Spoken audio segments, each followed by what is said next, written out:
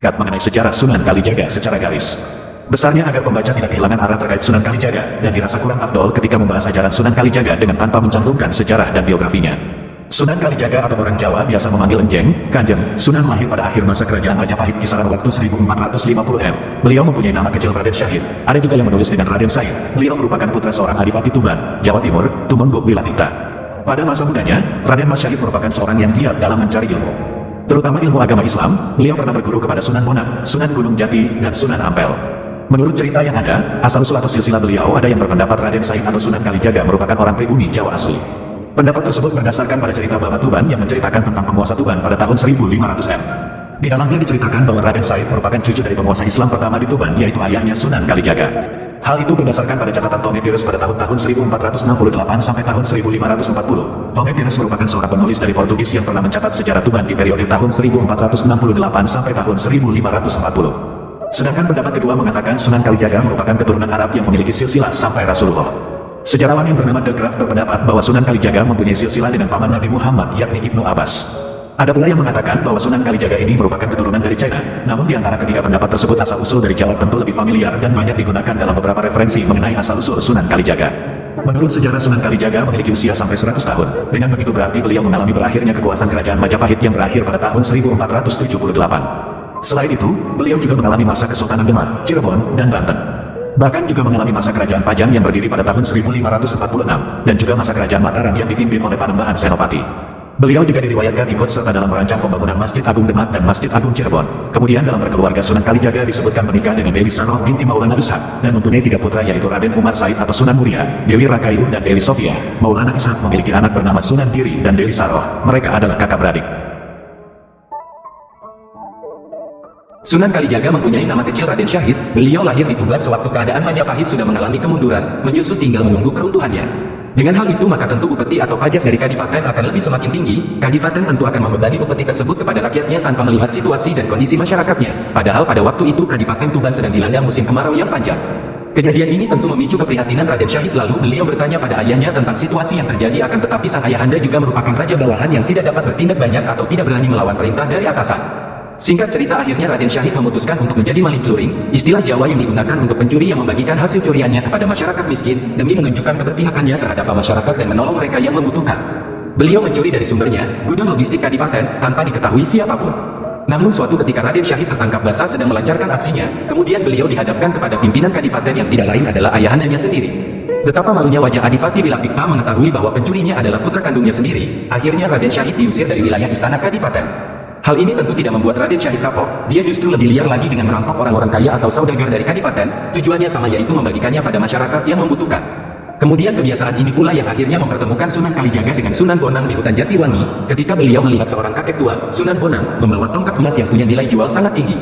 Dengan kepandaian pencaksilatnya yang sudah terasah, maka akan sangat mudah menaklukkan Sunan Bonang. Namun tentu saja Sunan Bonang tidak mau menyerahkan hak miliknya.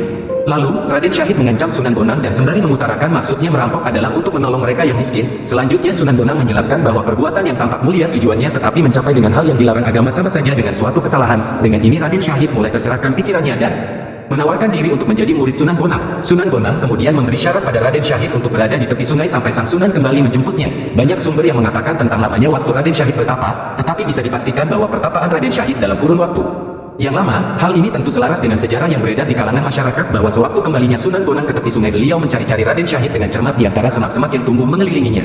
Setelah berhasil bertemu pun tidak serta-merta Raden Syahid ini terbangun dari pertapaannya. Dengan berbagai cara Sunan Bonang berusaha membangunkannya hingga akhirnya Raden Syahid terbangun setelah Sunan Bonang azan di samping telinganya. Singkat cerita, Raden Syahid telah diterima sebagai muridnya dan berhasil mewarisi berbagai ilmu Sunan Bonang. Namun ada pelajaran penting yang dapat kita ambil dari peristiwa di atas.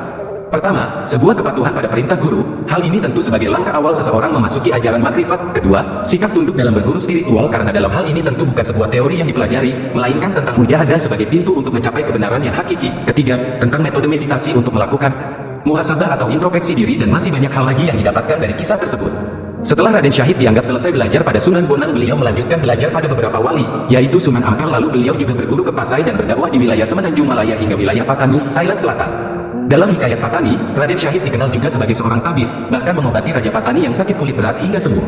Di wilayah tersebut Raden Syahid dikenal dengan nama Syekh Said. Selain itu dia juga dikenal dengan Syekh Malaya. Hal ini wajar saja terjadi. Malaya merupakan panggilan bagi Sunan Kalijaga yang pernah menjadi juru dakwah di wilayah Malaya. Namun, dalam Hazanah Makrifat Jawa, gelar Syekh Malaya itu berasal dari Jawa. Malaya berasal dari kata Malaya yang artinya mematikan diri. Dia telah mengalami mati sajroning urip, merasakan mati dalam hidup ini. Dengan menghayati kematian dalam hidup, seseorang akan mengetahui hakikat hidup. Tanpa merasakan kematian dalam hidup, kita hanya bisa mencicipi kulit alam semesta ini. Sunan Kalijaga mempunyai peranan yang amat penting dalam penyebaran agama Islam di Jawa. Selain Syekh Siti Jenar, hanya beliau yang aktif menyebarkan agama Islam dengan menggunakan kultur Jawa sebagai medianya. Sunan Kalijaga adalah nama yang akrab di kalangan Islam Jawa, dan dari berbagai kisah disebutkan bahwa Sunan Kalijaga dan Syekh Siti Jenar merupakan murid-murid Sunan Bonang. Dalam beberapa tulisan, Sunan Kalijaga dianggap sebagai orang yang melakukan hukuman mati terhadap Siti Jenar.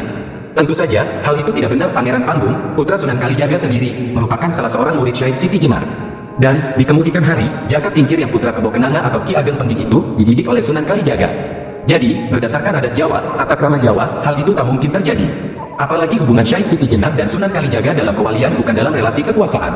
Ki Pamanahan, Ki Panjawi, Ki Jurumertani dididik Sunan Kalijaga. Padahal, orang-orang tua mereka adalah anak didik Syekh Siti Jenar. Di kemudian hari mereka ini justru membantu Sultan Hadimijaya untuk mengalahkan murid Sunan Kudus.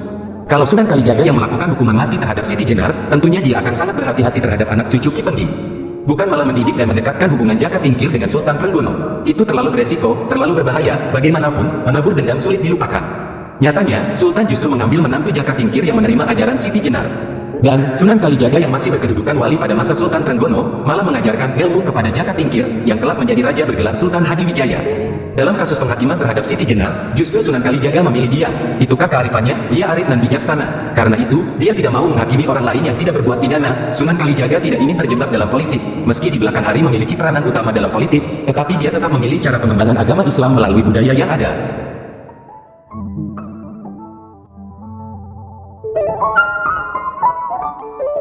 Sejarah kedatangan Islam mengalami banyak sekali perdebatan, dimulai dari penemuan sejarawan berdasarkan arkeologi dan situs-situs peninggalan, para ilmuwan muslim dan bahkan sarjana orientalis pun ikut berpendapat mengenai hal ini.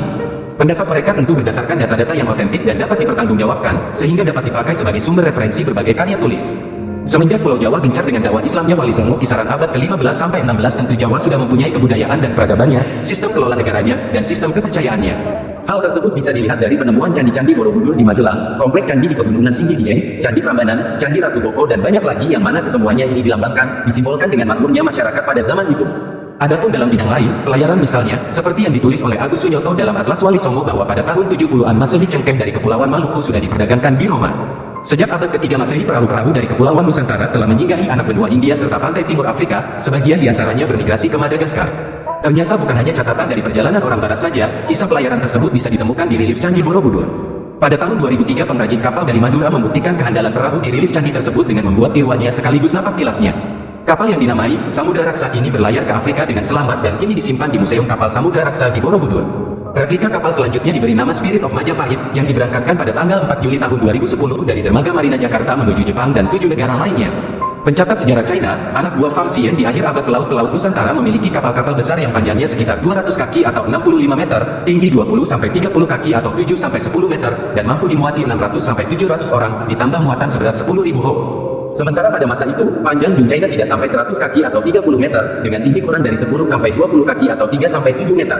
Catatan yang ditulis dalam ukiah-ukiah ini telah dikutip oleh banyak ahli yang mempelajari sejarah agama Buddha maupun Asia Tenggara di masa lalu.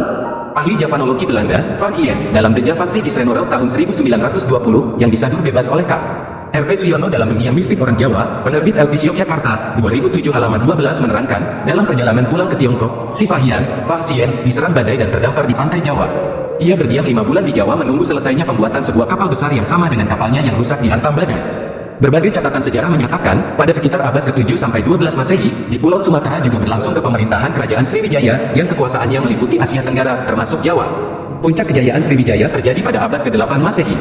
Sejarawan Fatimi menyebutkan, pada tahun 100 Hijriah, 718 M, seorang Maharaja Sriwijaya, diperkirakan Sri Indrawarman, mengirimkan sepucuk surat kepada Khalifah Umar bin Abdul Aziz dari Kekhalifahan Umayyah. Isinya permintaan kepada Khalifah untuk mengirimkan ulama yang dapat menjelaskan ajaran dan hukum Islam kepadanya. Surat itu dikutip dalam Al-Iqad Al-Farid karya Ibnu Abdul Rabi, sastrawan Cordoba, Spanyol, dan dengan redaksi sedikit berbeda dalam Al-Nujum Az-Zahirah fi Muluk Misrwa Al-Qahirah karya Ibnu Tagridirdi, sastrawan Kairo, Mesir.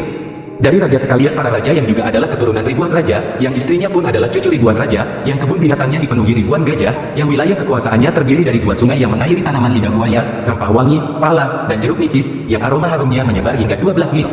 Kepada raja Arab yang tidak menyembah Tuhan-Tuhan lain selain Allah.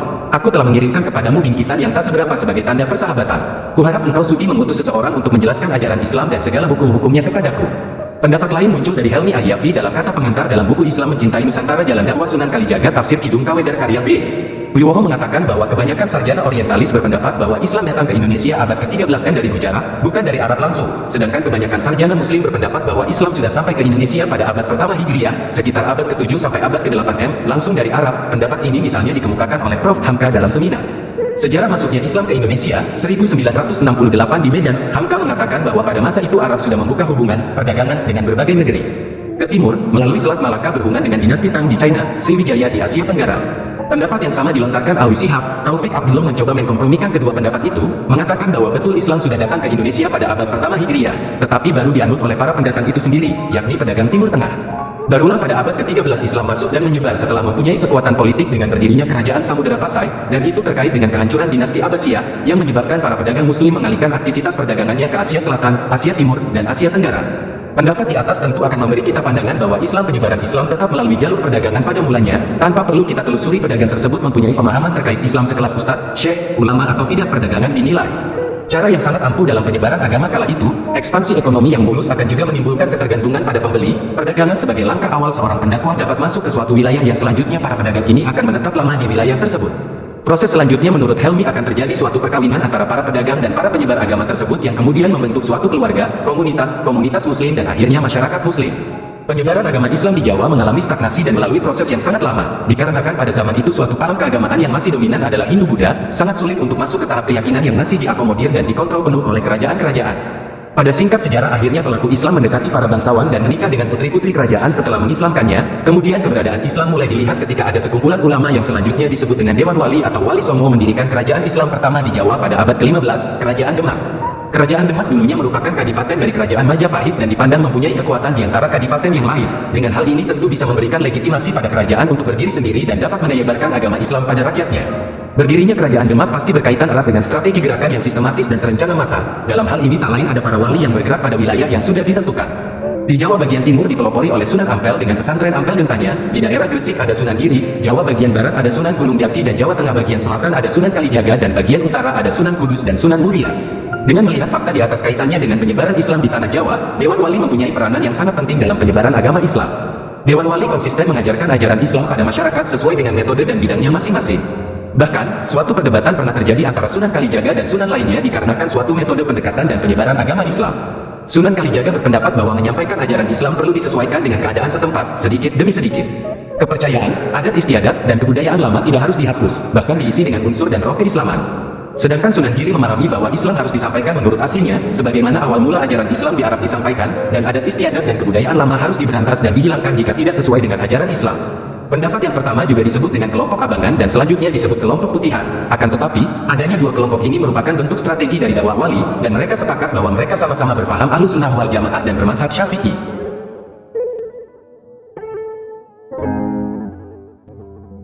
Mistik kejawen sesungguhnya merupakan manifestasi agama Jawa. Agama Jawa adalah akumulasi praktik religi masyarakat Jawa, dan dalam praktik religi tersebut sebagian orang meyakini ada pengaruh sinkretik dengan agama lain, sedikitnya Hindu, Buddha dan Islam. Sebaliknya ada yang meyakini secara puritan bahwa mistik kejawen adalah milik manusia Jawa yang memiliki alasan yang telah ada sebelum pengaruh lain, masing-masing asumsi memiliki alasan yang masuk akal. Namun hal ini merupakan tugas ilmuwan sejarah kebudayaan yang pantas memberikan penjelasan rinci. Sebagai sebuah agama Jawa, tentu saja mistik kejawen akan mengatur hubungan manusia secara horizontal dan vertikal. Hubungan secara horizontal disebut Memayu Hayuning Bawono dan secara vertikal dinamakan Manunggaling Kawulo Gusti. Hubungan tersebut memiliki dimensi spiritual yang dikenal dengan sebutan panembah. Artinya, manusia Jawa akan berbakti pada Tuhan melalui ritual mistik kejawen. Pada saat melakukan panembahan, sembahyang, mistik awan akan memusatkan batin pada Tuhan. Pada waktu itu, hati merasa hening-hening yang berada pada lubuk hati yang disebut Endra Loka. Artinya, tempat bersemayam Batara Endra, yang merupakan bagian vital manusia di rongga dada, disitulah tempat rasa sejati. Rasa ini yang dapat menerima kehadiran Giri Loka, tempat para dewa yang tinggi, dan Loka Baka yang berarti akhirat. Esensi agama Jawa, the religion of Jawa, adalah pemujaan pada nenek moyang atau leluhur. Pemujaan tersebut diwujudkan melalui sikap mistik dan selamatan. Meskipun secara lahiriah mereka memuja kepada ruh dan juga kekuatan lain, namun esensinya tetap berpusat kepada Tuhan. Agama Jawa adalah perwujudan keluhuran budi manusia kepada Tuhan. Agama dalam konteks Jawa juga dinamakan Agemi Aji, artinya bukan agama itu milik raja, melainkan agama Jawa adalah pedoman hidup. Aji berarti kesaktian, yang kokoh, yang tak tergoyahkan, dan inilah petunjuk. Jadi, agama Jawa adalah pituduh jati yang sering disebut juga pepadang. Pepadang berarti huda, petunjuk yang jernih. Atas dasar pepadang itu orang Jawa akan tentram hidupnya.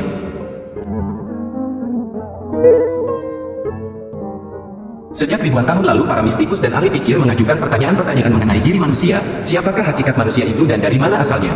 Filsuf Yunani menganggap bahwa manusia adalah hewan yang berakal atau animal rationale, maka dengan demikian berarti hakikat jiwa manusia adalah kesadaran atau rasio yang terperangkap badan jasmani. Keadaan ini pula yang mendorong filosof barat bernama Arthur Schopenhauer tahun 1788 sampai tahun 1868 memunculkan gagasannya tentang esensi atau hakikat manusia. Menurutnya manusia lahir dari kehendak buta. Pembahasan manunggaling kawula Gusti atau penyatuan seorang hamba dengan Tuhannya terdapat pada bait ke-15 sampai 18. Penjelasan hubungan sang hamba dengan Tuhannya disampaikan dengan menggunakan bahasa-bahasa kiasan serta ungkapan-ungkapan simbolik dan metaforis seperti layaknya sufi-sufi di berbagai negara di Timur Tengah. Dalam bait tersebut ditafsirkan sebagai keadaan manusia sejak masih di alam roh, di dunia tatkala roh dan raga menyatu, maupun setelah kematian. Di alam roh ia bagai cahaya kebiruan yang jernih, bening, suci tak bernoda. Tatkala mengembara di dunia, nafsunya menyenangi pesona dunia menjadi racun yang menyebar dalam kehidupannya. Bisa atau racun itu dapat bermanfaat bagi kehidupan, sebaliknya kehidupan yang semula tenang juga bisa berubah menjadi racun. Namun, sesungguhnya ia memiliki kekuatan tersembunyi yang disebut harta daya atau kebijaksanaan dan kekuatan batin dengan rasa belas kasihnya yang mampu menjadi daya kekuatan jiwa yang luar biasa, yang sebenarnya selalu berusaha mengingatkan pada asal mula dan jati dirinya. Kidung Rumekso Ingwengi ini menjelaskan manunggaling kawula Gusti dengan menggambarkan kemustahilan sekaligus kekosongan atau subuh. Semua dilukiskan dalam kalimat yang dimulai dari ada pendeta yang ingin menciptakan ilham sehingga diibaratkan kumbang menggapai langit, dilanjutkan dengan pertanyaan-pertanyaan tentang sarang angin dan inti batang kangkung, letak cakrawala, isi bulu tahu batang bambu yang kosong, jejak burung yang terbang serta punggung dari bola besi dan seterusnya yang pada dasarnya tidak ada, kosong dan mustahil. Bagi penganut aliran-aliran kebatinan dan kejawen, keadaan kemustahilan itu adalah tan kena kina yang apa, tidak tergambarkan atau tidak dapat disepertikan. Jadi hakikat Tuhan adalah kekosongan yang tak terbayangkan tetapi memiliki energi luar biasa sehingga mampu mengatur kehidupan serta keserasian alam raya 64. Dalam hal ini tentu Sunan Kalijaga sudah mempertimbangkan teori asal-muasal alam dan manusia yang dianut sebagian besar masyarakat Jawa dalam mencari Tuhannya, yaitu awang-awang suwung atau awang-awung. Awang-awang suwung diartikan sebagai langit masih kosong, hanya ada zat yang kemudian mencipta diri menjadi hal-hal yang fisik karena selain dirinya tidak ada apapun. Pada bait ke-18 dalam Kidung Rumekso Ingwengi ini sebenarnya masih melanjutkan kemustahilan dan kekosongan dari bait ke-17, namun bedanya mulai memasukkan isyarat-isyarat pencarian manusia terhadap jati diri dan sang pencipta. Hal ini digambarkan dalam kalimat ngampil banyu api kulan wari, amek gemi sarwi ade damar, kodok ngemuli elenge, miwakang banyu gengkung dan seterusnya sangat jelas membawa air dengan wadah yang terbuat dari air itu adalah suatu kemustahilan, begitupun dengan membakar api yang membara. Jadi sesungguhnya Kanjeng Sunan Kalijaga ini menjelaskan bahwa apa yang dicari dan diinginkan sudah ada pada diri sendiri. Ada perkataan dari orang sepuh demikian, Allah iku sakjatin ora liya ya ingsung, artinya Allah itu sejatinya tidak lain dan tidak bukan adalah saya. Jika dikaitkan dengan salah satu hadis, waman, arofa nafsahu fakat, arofa rabahu, tentu sangat serasi, ada keselarasan antara ajaran mistik kejawen dengan Islam. Dalam karya-karya sastra Jawa, puncak dari intisari yang mendasari ilmu kejawen adalah pemikiran yang bersifat serba mistik, mitos dan magis. Ilmu ketuhanan dan ajaran tentang kesamaan dan manunggaling kawula Gusti adalah merupakan ilmu kesampurnaan pada masa tersebut. Hidup dan ilmu yang dimiliki manusia dipandang masih dalam taraf kekanak-kanakan dan belum bisa dikatakan sempurna apabila belum mengenal hakikat Tuhan dan penghayatan manunggaling kawula Gusti. Seorang salik atau pelaku suluk yang menempuh berbagai rintangan tentu memimpikan untuk bertemu dengannya tanpa terkecuali. Tahap terakhir dalam penyempurnaan diri adalah makrifat. Tahap ini merupakan dua dari tahap hakikat karena di tingkat makrifat seseorang dapat menyatukan dirinya dengan Tuhannya. Semua amalan yang dilakukan dalam tarekat sebenarnya berujung pada hakikat dan buahnya adalah makrifat. Mengenal Allah senyata-nyatanya bukan saja mengenalnya di hari kiamat nanti, melainkan ketika masih di dunia ini. Dalam ajaran mistik kejawen atau tasawuf Jawa, seorang salik akan mengalami beberapa tahap dalam pengembaraannya mencari Tuhan dan menyatu dengannya. Hal ini sebagaimana yang disampaikan Zoetmulder bahwa tahap-tahap proses mistik yang dialami setiap individu itu bergerak mulai dari luar terus ke dalam, yang terdiri dari 4 tahap sebagai berikut. Pertama, tahap mistik paling rendah disebut sarengat adalah menghormati dan hidup sesuai dengan hukum-hukum agama. Pelaku mistik kaum priayi menjalankan kewajiban-kewajiban seperti menghormati orang tua, guru dan raja, dengan kesadaran bahwa menghormati mereka adalah menghormati Tuhan. Kaum santri menjalankan sholat 5 waktu dengan setia, sedangkan kaum abangan juga menghormati aturan-aturan sosial, tetapi tidak secara khusus mengutamakan hierarki sosial melainkan lebih pada hierarki para leluhur, roh-roh, tokoh wayang, dan hormat pada tatanan kosmos. Tahap perjalanan mistik ketiga dan kelanjutnya, jalan semakin sempit dan meninggalkan yang lahir menuju yang batin dan lebih mistik. Kedua, disebut tarekat di mana kesadaran tentang hakikat tingkah laku tahap pertama harus diinsyafi lebih dalam dan ditingkatkan. Misalnya, doa-doa ritual tidak lagi hanya gerak-gerik tubuh dan pembacaan ayat-ayat, melainkan usaha-usaha yang luhur dan kudus dan persiapan dasar untuk menjumpai Tuhan dalam lubuk batin manusia. Ketiga, disebut hakikat adalah tahap menghadapi kebenaran. Inilah tahap berkembangnya secara penuh kesadaran akan hakikat doa dan pelayanan kepada Tuhan. Pemahaman mendalam bahwa satu-satunya cara bagi apa saja yang ada adalah menjadi wadi Tuhan, menjadi bagian yang tergantung kepada seluruh tatanan kosmos. Tindakan ritual menjadi kehilangan kepentingan karena hidup dan tindakan manusia menjadi doa terus-menerus kepada Tuhan. Sedangkan Koji menerangkan bahwa langkah pertama dalam tahap hakikat adalah mengenal diri, karena dengan mengenal dirinya sendiri itulah dia akan mengenal Tuhannya. Berdasarkan musyawarah sarasehan para wali, ada 4 ketakjuban yang harus dipahami dalam tahap hakikat, yaitu ketakjuban pada syahadat, takbir, menghadap pada Tuhan dan sakaratul maut.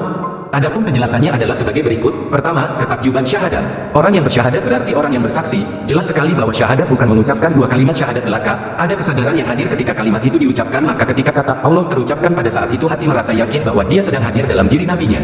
Yakin sekali bahwa dia yang hadir itu sehingga lepaslah bunyi Muhammad al-Rasul Allah itu ke dalam zat ilahi. Ketakjuban atau kekaguman dalam bersyahadat hakikat adalah menunggal dengan Allah. Pada saat itulah dia adalah yang memuja sekaligus yang dipuja. Tunggal ing Allah iya kang amuji iya kang pinuji. Dari sini jelas sekali bahwa para wali itu pelaku widat al-wujud, manunggalin kawulu gusti, maka dalam hal keyakinan tak ada bedanya antara Syekh Siti Jenar dengan para wali lainnya. Kedua, ketakjuban takbir. Takbir dalam hal bukanlah sebatas kalimat Allahu Akbar saja, melainkan kekaguman pada takbir itu adalah pengucapan yang lahir dari firman Allah untuk memuji zatnya. Kekaguman yang timbul di dalam hati yang menerima belas kasihnya. Oleh para wali hal itu diibaratkan pelita dan sinarnya. Pengucapan takbir tentu tidak dengan dorongan emosi atau nafsu, melainkan berdasarkan pada kekaguman zatnya dan muncul dengan kelembutan hati rahmani. Jadi, takbir yang sebenarnya itu hasil dari penghayatan diri terhadap sifat Allah, dan tentu saja hal yang demikian ini telah dilakukan oleh Nabi sehingga sifat memuja sesungguhnya itu merupakan sifat terpujinya Tuhan yang ada pada diri manusia itu sendiri. Ketiga, ketakjuban saat menghadap Tuhan. Di sini jelas menjelaskan bahwa ada perbedaan antara manusia dan Tuhan. Bagi manusia yang mencapai hakikat pemujaan, maka dia akan memperoleh wujud sifat jamal Allah, keindahan Allah, hidupnya akan terasa bahagia meskipun harta benda hanya pas-pasan. Harta benda diperlukan hanya untuk memberikan kemudahan dalam hidupnya di dunia, namun kebahagiaannya sendiri bukan karena harta bendanya itu. Kita akan kecewa bila menggantungkan kebahagiaan pada pemilikan harta benda, karena semua yang ada di dunia ini adalah maya. Allah adalah sumber kebahagiaan, sumber kedamaian, sumber keselamatan. Meskipun demikian, rasa di dalam batinlah yang bisa menangkap kebahagiaan itu. Hakikat rasa adalah tumbuhnya kemampuan untuk merasakan kehadiran Tuhan, kemampuan untuk melihat wajahnya, kemampuan untuk menghadap kehadiratnya sehingga sang jiwa menjadi madek dan mantap dalam mengarungi kehidupan ini. Madek artinya menyadari sepenuhnya bahwa hidup kita ini telah memiliki potensi semenjak lahir. Ada bakat yang dibawa oleh masing-masing orang sehingga tidak terbelenggu gebiarnya dunia, justru pancaran wajah ilahi itulah yang memasuki dalamnya rasa sehingga kebahagiaan terpancar dari dalam diri sendiri. Mantap artinya menjadi orang yang tidak ragu-ragu dalam hidup ini. Orang yang mantap akan yakin bahwa hidup yang dijalani dengan jujur dan benar di dunia ini akan membuahkan rezeki yang berkecukupan dan halal.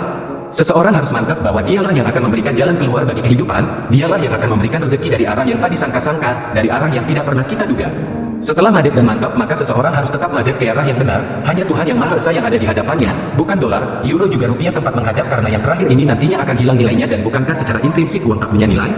Bukankah kita sendiri yang memberi nilai pada uang tersebut? Lalu mengapa manusia masih tertipu oleh angannya sendiri? Tahapan terakhir atau keempat dalam proses mistik yang dialami setiap individu adalah makrifat, yaitu ketika manusia mencapai jumbuhing kawula lan gusti.